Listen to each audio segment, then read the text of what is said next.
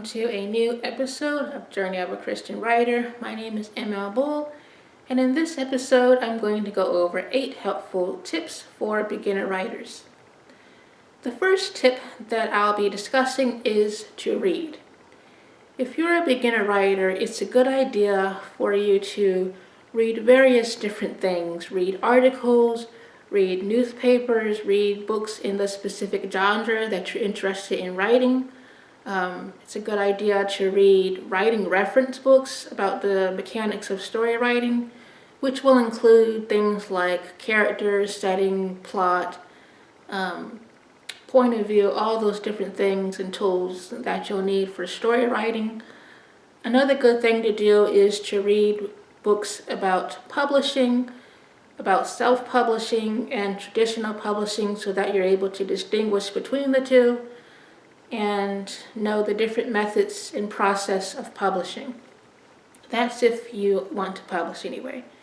If you also want to publish, it's a good idea to read about marketing methods and techniques that you can go about for your marketing in the literary world for your books. So all these different types of things are things that you can read to help improve your skills as a writer and author.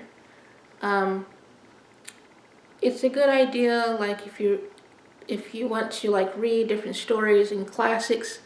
One site that I like is pagebypagebooks.com, where you can read a lot of classics and different famous speeches by different famous Americans and stuff. It's a whole lot of different classic pieces that you can read on that particular site.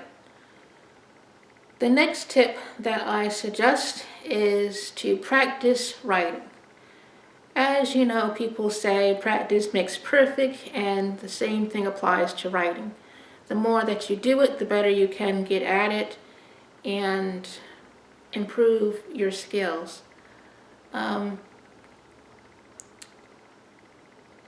If you are one that is able to be home, or if you work on a job, either way, it's good for you to schedule your writing and to stick with a routine each day, so that you can ensure that you actually take some time out to write each day.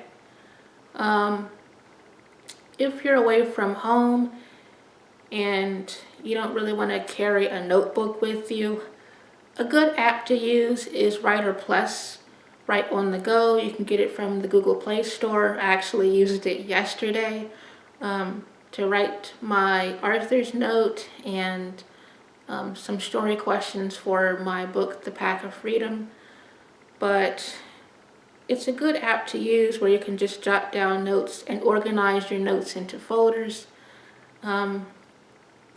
And a good app to use, like for example, if you're in a restaurant, so you don't have to worry about scribbling notes on paper napkins, for example. But that is the second tip, to practice writing. The third tip is to join the writing community. The writing community is worldwide. There's writers all over the world from different countries and places. And it just can really be helpful for you to be able to relate to other writers, as writing is somewhat of a lonely venture that not everybody is interested in, and especially fiction writing. Some ways that you can connect with other writers is by also joining writing sites, so that you can share some of your work and get feedback from critiques. Some of the sites that I've used is Wattpad, Inkit, Critique Match, and Critique Circle. All of these are pretty good sites to use if you want to get feedback on your work. Some of them have some type of regulations and things, in order for you to be able to get critiques. For example, I think for Critique Circle, you have to actually get credit points in order to get critiques done, for your work, and that's by you critiquing other people. on the site. But all of these different things are good ways for you to connect with and join the writing community. Another good thing also is NaNoWriMo and Camp NaNoWriMo. NaNoWriMo stands for National Novel Writing Month. It's a time that takes place in every November where writers all over the world attempt to write a 50,000 word novel in 30 days. And Camp NaNoWriMo it just branches off from NaNoWriMo and pretty much the same thing, but you actually can set your word counts for Camp NaNoWriMo, and it takes place in the spring and summer, April and July. But all these different sites are good ways for you to join the writing community.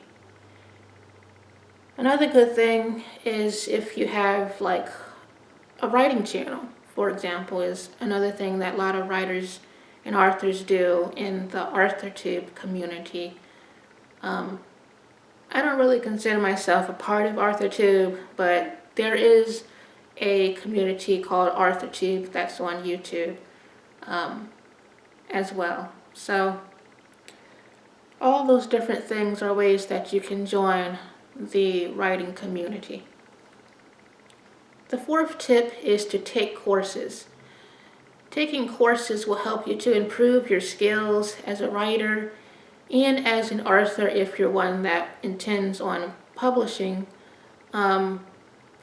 One course that I took was through the Ingram Spark Academy. I took the courses through that, and I found it very helpful. I probably should have went through those courses before publishing through Ingram Spark, but I still have the information, to use in the future for all of my other future book releases, so it's still all good. There's also the Christian Writers Institute. I took a few courses through that for like business planning, and I took a course for the tax business stuff for authors as well, which I found to be very helpful, knowing all the different expenses and things that I could write off, during tax season. So that's another good course to take. Another good site is Author Media, which is pretty much similar to Facebook, but it's specifically for authors without, all the distractions that's on Facebook. It's a site where you can be able to interact with other authors, celebrate your publications and achievements and stuff, and also take courses on that site as well. They have courses you can take. There's a book launch course that I'm actually interested in taking and intend on taking Laura Willett in the future. That was very helpful to a lot of other authors. But that is the fourth tip, to take courses.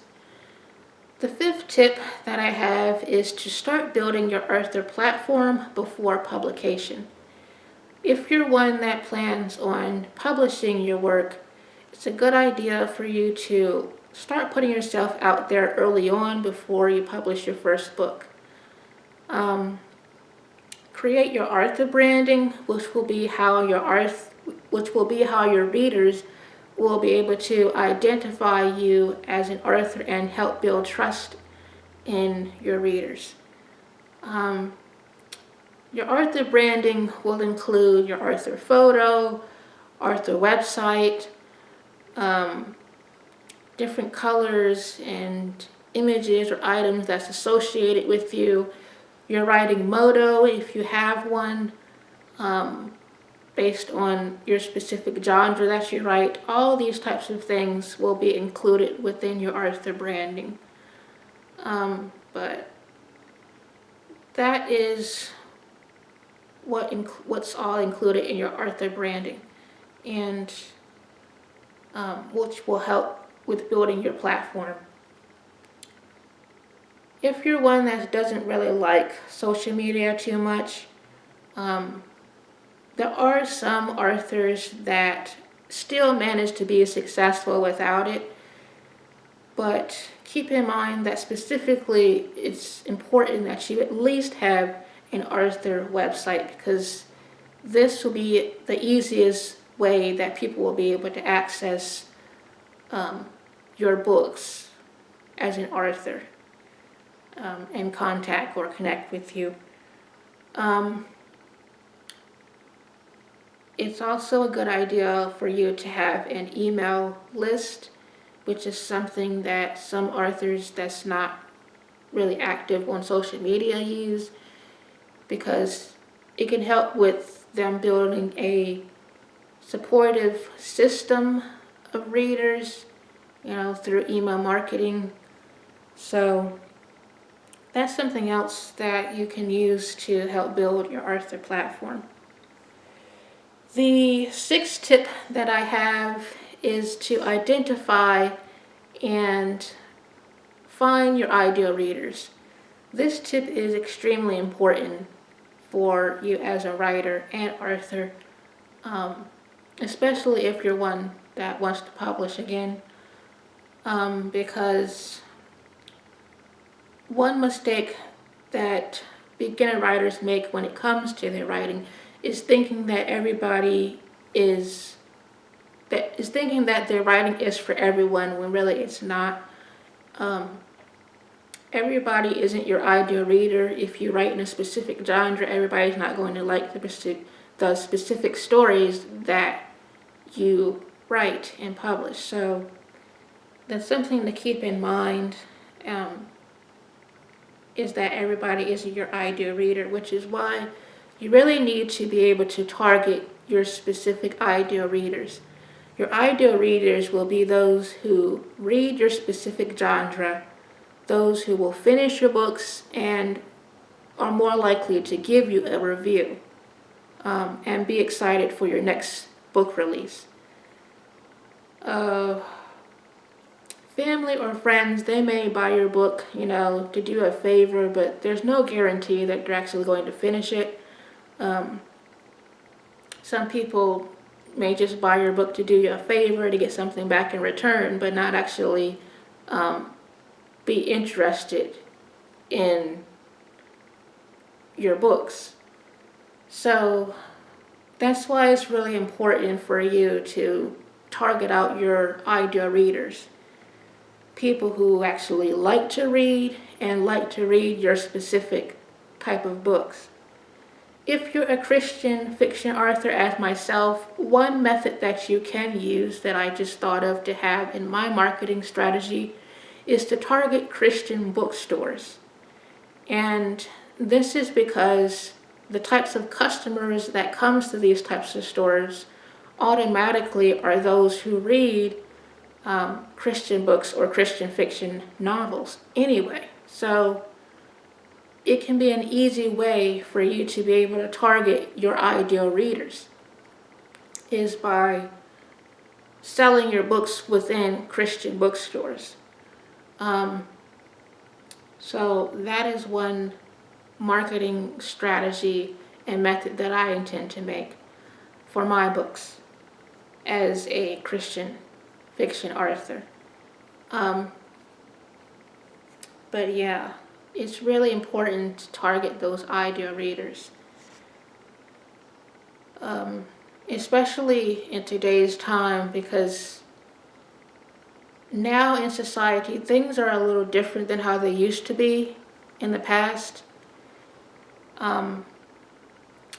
During like the 1800s, like centuries ago, reading books was more of a luxury than what it is today. Most people today, for luxury, they're more inclined to be into technology and shopping and stuff like that than actually sitting down and reading books like they used to. So things have changed, and are different. That's why it's important for you to really target your ideal readers specifically. because, like I mentioned, everybody isn't your ideal reader. Everybody's schedules are different and don't really have the time to sit and read books as well. So, yeah, it's really important to target your ideal readers, those who are more avid readers and those who read in your specific genre. Because reviews are important, as far as authors. Reviews are very important for us. They're actually more important than sales. And this is because reviews help to draw more interest in our books, which in turn can build up our credentials for our books and increase our book sales. So it's really important to find those ideal readers who will be more likely to give you reviews to support your books. One thing that many people don't know when it comes to authors and our book sales is that we don't actually get the price that's listed on Amazon or Barnes & Noble or Kobo. If our book is selling for example, $12.99, we're not getting that $12.99. We're only getting a small portion of that per book sale. And that's because of the printing costs and shipping and all those types of things, especially if our book is on print on demand, which is where our books are printed only when a person actually orders a copy. So that's something that many people don't really know when it comes to book sales. That's why, rather than staying focused on just one particular book, it's better for you to write the next book and the next book. Just write more books, because the more books that you have, the more book sales you'll be able to accumulate. So, yeah. Don't stay stuck on just one book. Write the next one. If one book didn't go so well, try to make the next one better than the one previous before it, and just keep doing that over and over again. Because the more books you have, the more sales you can get. But that is the sixth tip, is to identify and find your ideal readers. The seventh tip that I have is to be original. Some beginner writers think that they have to copy a specific best-selling author in order to be successful, or that they have to write a specific type of book to be successful, but that's not the case, and there's no guarantee that if you write a book similar to another author that you're going to be successful with it. So it's really better for you to just be original. Don't copy another author's writing style, or specifically copy another author's writing way of doing a type of idea in a story or something like that. I mean, concepts are recycled, but it's probably a good idea for you not to do like a replica of the exact same story but just with a different title, because you just might get into trouble by copying another author's work like that. So be original. One example that kind of was similar to that, I think, was when Stephanie Meyer's book Twilight came out, and she wrote that particular series. It seemed like a lot of writers were copying after her and writing a lot of vampire-like type of stories during that time. So that's kind of like an example of writers like trying to copy another author, for example. But it's better for you to just be original. You can get inspired by other authors, but don't copy them. Just be yourself and be original. And the final tip that I have is to don't compare. We live in a very competitive world where people are always trying to outdo the other. But it's better for you not to compare, because all that's going to do is make you feel inferior. And it just kind of can take the fun out of writing if you're comparing yourself to others. And it probably will discourage you, if you're a beginner writer just starting out. If you're a beginner writer, don't compare your first chapter to a best-selling author's 20th novel, for example. There's an imbalance there, and it's really not a good idea and doesn't really make sense for you to compare yourself when you're just starting out. So don't compare yourself to other authors. And keep in mind, like I think I mentioned in AT Talk, that even some of these best-selling authors, they also have insecurities as well. Even though all of them may not admit it or show it,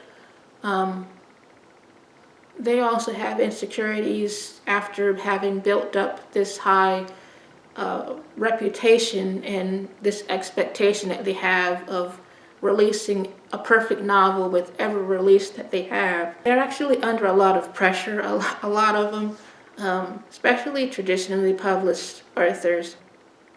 Comparison is the thief of joy, as Ben Franklin said, so yeah. Don't get caught up in the whole competition and stuff, even though the book industry is a competitive environment. One book, a book can be at like number 1 at one point, and then it drops down at 100 on Amazon. So yeah, because new authors and new books are always coming out anyway, so yeah. But even despite all that going on, don't compare yourself to others. Show yourself some grace and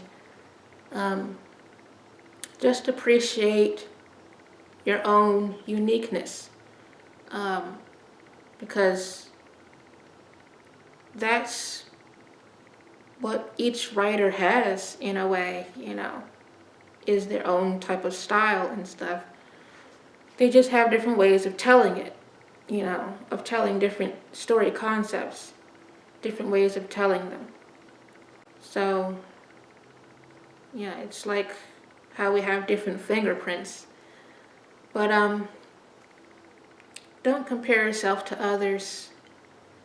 Just try to make yourself a better writer each day and stay focused on your own progress. But that's all that I have for this video. All the different resources and websites that I mentioned, I'll have linked below the video description. I hope these different tips was helpful to other writers, and thank you for watching.